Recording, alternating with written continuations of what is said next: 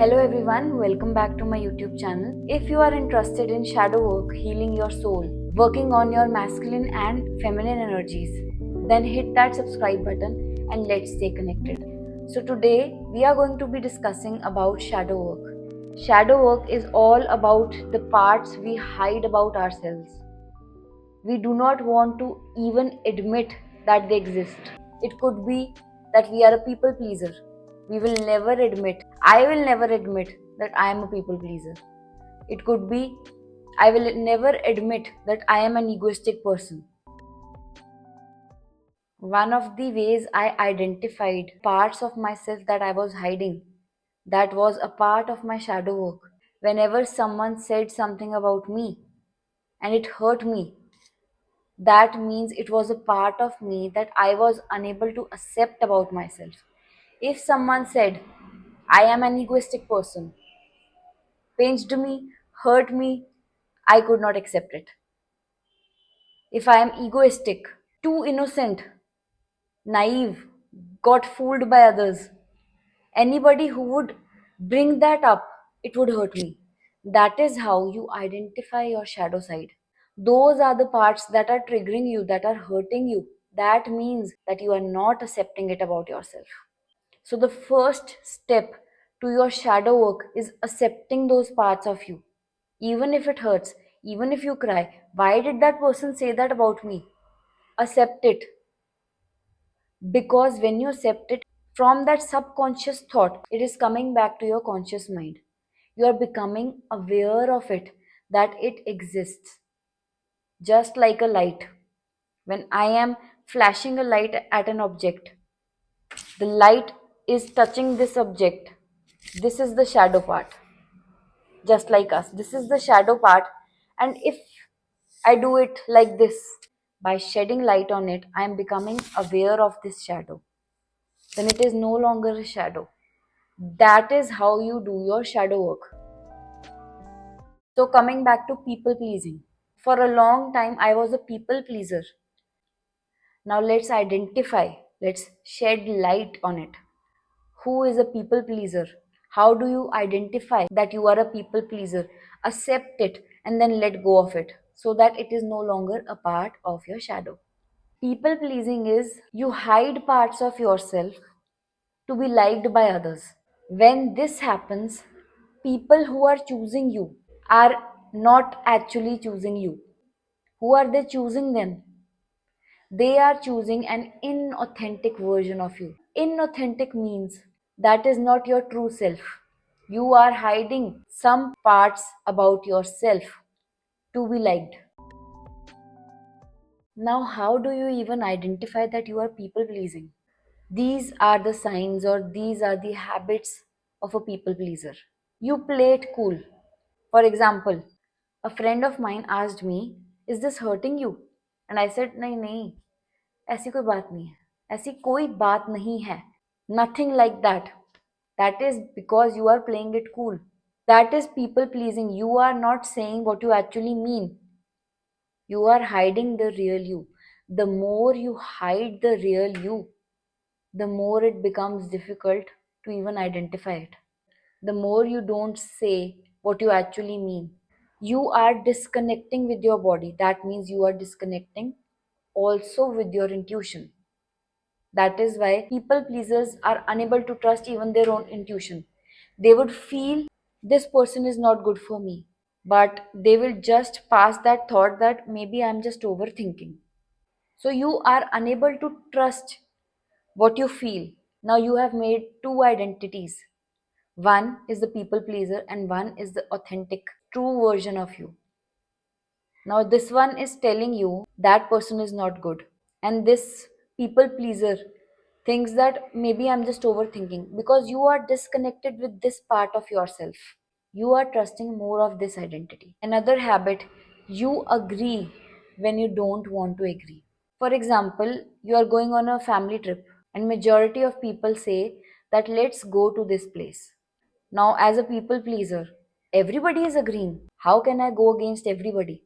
They will not like me. So, what you do instead is you agree with that place. And then, even if you don't like that place, you cannot do anything about it. Another habit of a people pleaser: you avoid conflict to make the people stay. For example, there is a conflict in your family. You want it to happen a certain way, and you are not telling them because if you confront, that means there will be a fight. The entire weight of the relationship you are carrying, just so the people you love so much stay. So you are afraid that it will end up in a fight and you will end up pushing those people you love. Another habit of a people pleaser: you prioritize being chosen than being authentic. You are prioritizing that relationship over the relationship you have with yourself. That is a way you betray yourself. You are telling yourself subconsciously that I do not matter, that their happiness is more important than mine. Having that relationship is more important than having peace within me. That is what you are communicating with your actions. Another habit is you overextend yourself, you overcompensate. When somebody gives you a gift, you want to overcompensate, you will go get them a better gift to feel that you have compensated for it. You feel burdened by that, by somebody's love. You feel you are not worthy of it. Another habit, you overthink. I said something, maybe that person took it the wrong way.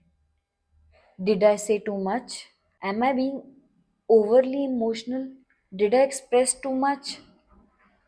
Did I say too much? You will repeat that conversation again, torture yourself, and still feel that you did wrong to that person. That is another habit of a people pleaser. All of these are solutions. Do the opposite of it. That is how you let go of your people pleasing. List all of these habits on a piece of paper and every day try to do opposite of at least one thing. All of these habits, it makes the real you disappear.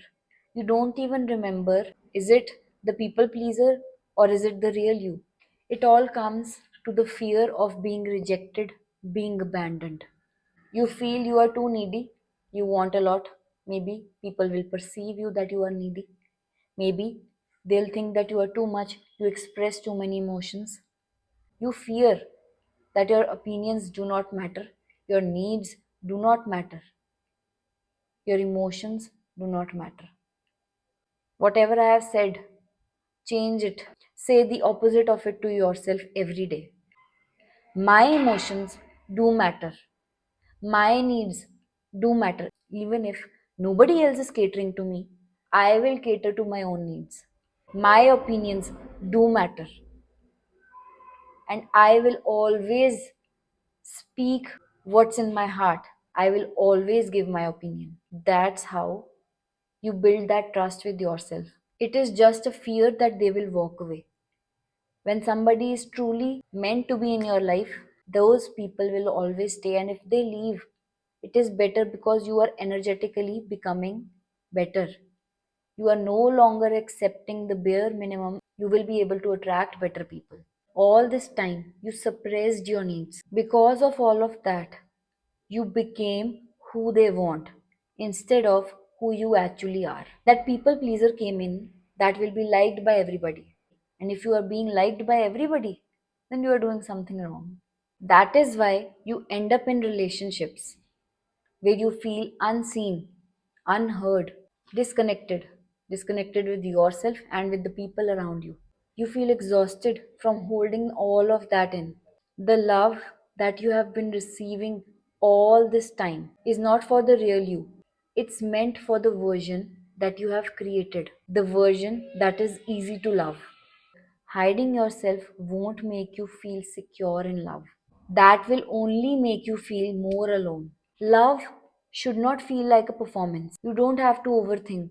You don't have to overcompensate to be worthy of it. That is how you will attract people who truly love you for the real you, not for that version that you have created who is easily liked by everybody because you are complying to them. You are complying to their needs, their emotions. You are always understanding them and not understanding your own emotions. So, the solution is to shift from that identity back to the real you. Every habit that you notice about yourself, first you have to observe, become aware of it. I am about to overcompensate someone for the gift that they have given me. I will not overcompensate. Love is unconditional. You do not need to overcompensate to feel worthy of love. Stop playing it cool. Now, anytime a person tells you, are you okay with it? If you actually mean that you are not okay with it, start saying it. I am not okay with it. I have stopped saying I am okay when I am not okay. I stopped filtering my words.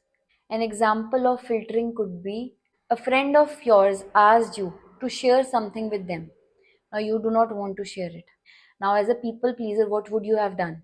You would have given it and then regretted it, tortured yourself. What will you do instead? You will communicate clearly. I cannot give this to you. Tell them that you cannot give this because of so and so reason. Now, there is a difference between explaining, over explaining, not explaining at all. Now, when you explain, that is normal. When you over explain, it is coming from that people pleaser. And when you do not explain at all, then also there is something wounded inside you that you want to avoid everything. That could be coming from your ego also.